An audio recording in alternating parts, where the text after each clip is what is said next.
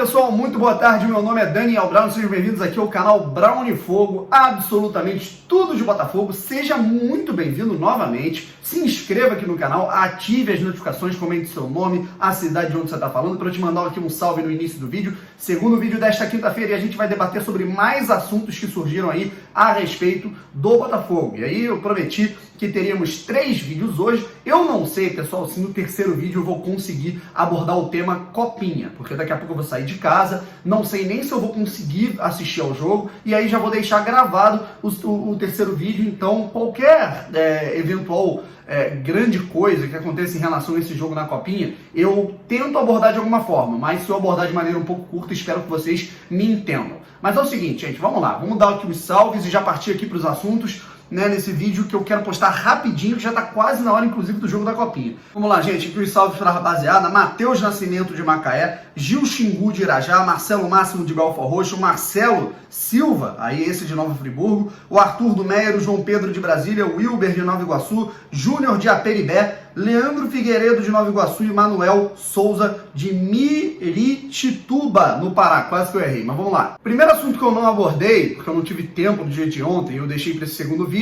O Carly recebeu uma proposta do Sport, o Sport queria repartir o salário do jogador até 2021 com o Botafogo. O Botafogo não aceitou e o Carly também não quis ir, né? Então vamos ver aí uma próxima postura em relação a uma certa proposta que possa vir. Eu acho difícil ter uma proposta em relação ao João Carly. Acho que o Botafogo vai tentar resolver a situação com ele no papo, essa questão aí dos salários. Mas agora vamos falar de outros gringos, outras situações. O primeiro assunto, notícia que trouxe aí o Thiago Franklin no canal do TF, Rara não vem mais. O Botafogo desistiu da contratação, por quê? O Botafogo demorou, teve aquela divergência lá entre o comitê, alguns queriam, outros não. E aí, os outros times entraram na briga. Teve futebol mexicano na briga e teve Goiás. O Goiás que ofereceu. Agora o Goiás deve pegar uma grana boa aí com essa venda do Michael ou para o Corinthians ou, pelo que tudo indica, para o Flamengo. Então o Goiás está com grana, deve investir no Rara. 120 mil dólares pelo empréstimo dele. É o que pode oferecer o Goiás aí ao Cobreloa. E o Botafogo não tem como cobrir isso, gente. O Botafogo, ele pegaria o Rara por ser um jogador jovem, com potencial de mercado, né? Tudo aquilo que a gente fala que são as características dos jogadores que o Botafogo está buscando nesse momento, o Botafogo tentaria de graça. Ele viria aí sem nenhum tipo de problema, nenhum tipo de pagamento em relação à vinda dele. Agora a Cobreloa viu que tem outras pessoas interessadas, há um leilão e o Botafogo acaba desistindo porque não tem dinheiro. Porra, Brown, quem diria, hein? Perdendo o jogador pro Goiás, jogador pro time lá do Centro-Oeste, não é nem o time do Eixo. Pois é, os novos tempos. Equipes que mesmo não sendo do Eixo, equipes que mesmo não sendo do grande polo aqui do futebol brasileiro, que é o Polo Sul-Sudeste, são equipes que estão se estruturando, se organizando, investindo em estrutura, investindo em centros de treinamento, categorias de base, no futebol de maneira adequada, e aí afastam esse amadorismo que a gente tem no futebol carioca, muito no futebol carioca, e estão aí com um poderio financeiro melhor do que, por exemplo, o do Botafogo. Mas, se serve de consolo, gente, eu vou repetir aquilo que eu falei aqui. O pessoal falando que o Botafogo perdeu a principal contratação. A gente não pode dizer que o Rara seria a principal contratação, porque a gente nunca viu o Rara jogar. O Rara, pelos números dele, por ele ser um destaque, tudo bem que é uma equipe de segunda divisão chilena, e pela idade dele, e sendo um jogador de seleção olímpica, poderia dar certo, vindo de graça, com salário barato, ótimo, uma boa aposta. Mas, sem devoção, só porque o cara fala outra língua. Ele pode chegar no Goiás muito bem e arrebentar, como também não ir tão bem. A gente viu aí o Goiás, ele vem investindo bem nos últimos anos em jogadores estrangeiros, não atira errado. O último foi o Bárcia, o meia extremo, que jogou inclusive muito bem contra o Botafogo, quando eu fui lá no Serra Dourada assistir o jogo. É muito bom jogador o Bárcia. E agora o Goiás investindo aí no Rara. Sinceramente, não acho que seja o fim do mundo, mas isso representa muita coisa. Um debate mais amplo que eu quero falar aí, aí mais um vídeo de análise para a gente debater sobre a situação financeira de clubes que talvez não tenham, com todo respeito a essas camisas, a mesma tradição no futebol nacional e internacional que tem o Botafogo, como o Goiás, como Fortaleza, como o Ceará, o próprio Bahia agora se estruturando muito também, o Atlético Paranaense já é uma grande realidade. Então a gente tem que analisar que o futebol ele mudou. né? E financeiramente falando, a estrutura ela puxa o dinheiro, que começa a puxar um grande ciclo. E se você tem alguma coisa errada nesse ciclo, como é o caso do Botafogo, acontece o que está acontecendo. E agora o outro assunto que eu quero abordar é sobre outro estrangeiro peruano que está chegando no Botafogo, o Alexander Lécaros, que foi apresentado oficialmente à imprensa às 10 da manhã da última quarta-feira no estádio Newton Santos. E aí o pessoal fala, pô, Daniel, mas o Lécaros também é um jogador desconhecido, ninguém nunca viu jogar e você não falou nada, né? Porque o Lécaros veio completamente de graça, o Lécaros veio gratuitamente, é um jogador até mais jovem do que o Rara já é um jogador encorpado profissionalmente. O Lécaros é ainda bem franzino, né? E eu quero tratar aqui sobre esse jogador, do que vai ter que mudar em relação a ele, para ele começar a ter aí uma certa disputa com outros jogadores. Mas o Lécaros ele veio absolutamente sem custo nenhum para o Botafogo. O Botafogo vai estar pagando aí cerca de 40 mil mensais para esse jogador. É o Rara, o Botafogo ia pagar um salário mais barato também, por volta ali de 70, 80, pelo que algumas pessoas estavam apurando, beleza, mas o Botafogo teve aí uma certa concorrência por parte desse jogador e agora não tem como entrar em leilão por um jogador que é uma aposta. O Botafogo ele não pode gastar dinheiro, o Botafogo não gastou dinheiro para a permanência do Gabriel, o Botafogo não gastou jogador em troca para a permanência do Gabriel, imagine contratar em dólar um jogador. E outra coisa, né, coloque na conta aí também do comitê de futebol, que eu acho que está precisando ficar um pouco de bico fechado na hora de analisar as situações do clube, né, do time e tudo mais.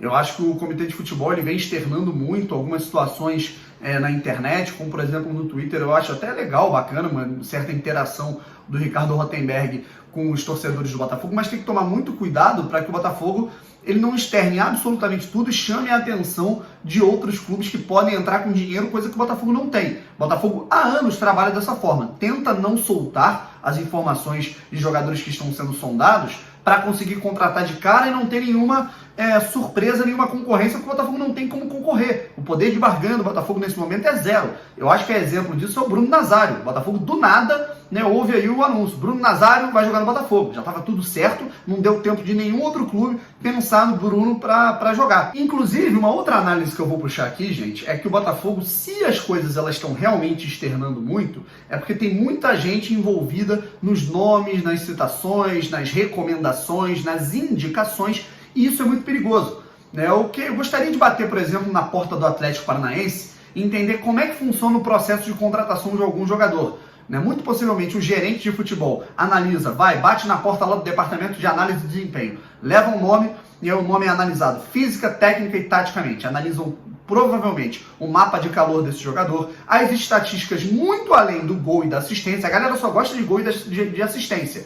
Se é o meio campo de abertura, é um cara que é bom no passe e tudo mais, mas agora, sem a bola, como é que ele se comporta? Ele desarma muito quando ele está sem a bola? Ele corre muito? Ele recompõe bem? Né? Aí você olha o mapa de calor do cara. Né? Então, aí vamos dizer, o departamento de análise de inteligência, ele aprova a contratação. Aí você chega lá no treinador, técnico, o centro de análise de desempenho aprovou as situações táticas e físicas desse atleta, a situação técnica, tem que ver com você. Qual é a característica desse jogador e qual é a característica que você quer implementar no seu time. O treinador olha para ele e fala assim, vamos dizer, no caso, lá no Atlético é o Dorival. Dorival olha e fala assim, cara, eu quero um time de transição rápida, esse cara que você está me apresentando é um jogador um pouco mais lento, né? Será que você não tem como garimpar um jogador um pouco mais rápido? Fala com a análise, fala com o pessoal lá do centro de inteligência do clube. E aí vai tendo esse elo na hora da captação do melhor nome possível. Coisa que, na minha opinião, no Botafogo ela não acontece. No Botafogo,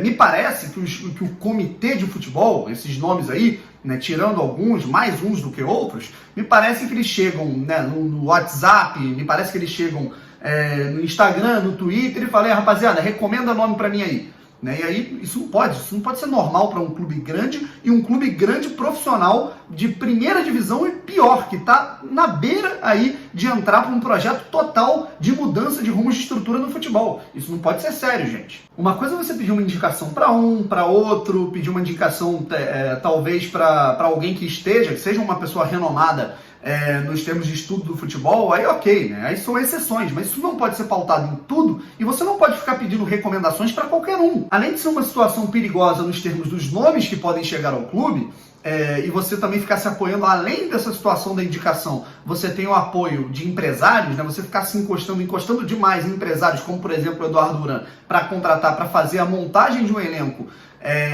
pensando na temporada inteira, é óbvio que quando isso não é tratado em total sigilo dentro do clube, tudo bem que são pessoas que querem ajudar ao clube, mas quando isso é tratado dentro da internet, quando isso é tratado nesse mundo virtual, é óbvio que em algum momento alguma coisa pode acabar vazando. E aí o Botafogo ele pode acabar chamando a atenção de uma concorrência. Nesse caso do Rara, foi a concorrência do Goiás. Esse é um debate que eu gostaria de ter com vocês a respeito dessa situação da busca por jogadores, né? Como é que ele é feito no Botafogo. Um outro debate que eu quero fazer com vocês é sobre contratos. Eu quero pegar essa situação do Gabriel, eu quero pegar a situação do Matheus Fernandes, eu quero pegar várias situações do Botafogo e tentar entender o que está acontecendo em relação aos contratos do Botafogo. Também tem a questão do Cícero, do Diego Souza. Isso é um vídeo mais para tarde, mais adiante. Antes disso, eu quero reiterar uma questão, né, a respeito dos ingressos da partida do amistoso que vai acontecer lá no Espírito Santo entre Botafogo e Vitória. Eu tinha aqui reclamado a respeito do preço caro dos ingressos,